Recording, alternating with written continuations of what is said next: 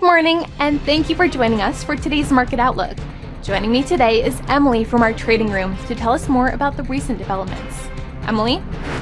Gold prices extended losses following reports that the US and European Union were closing in on a 15% tariff deal, dampening safe haven demand, while silver earlier surged to its highest level since September 2011. The S&P 500 rose to a record high, lifted by Nvidia and GE Vernova, as the European Union and the US appeared headed toward a trade deal similar to an agreement US President Donald Trump struck with Japan. Jack Dorsey's technology company Block joined the S&P 500 index, marking the third public company with Bitcoin holdings to join the global benchmark.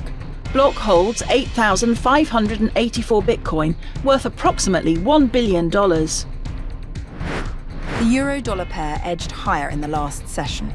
The MACD is giving a positive signal. The Bitcoin-dollar pair plummeted in the last session.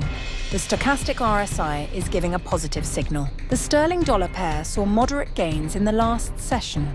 The ROC is giving a negative signal. The Aussie-dollar pair saw moderate gains in the last session. The stochastic RSI is in overbought territory. Investors should take note of the economic calendar over the next few days, as it brings forth a variety of high-impact and medium-importance events. These data releases may cause significant market shifts, impacting trading strategies and investor sentiment. Understanding these updates helps frame the broader market context. Reacting appropriately to economic shifts can be the difference between seizing opportunity and facing challenges. We hope that you've enjoyed our Thursday's Market Outlook. On behalf of all of us here, we wish you a productive trading day.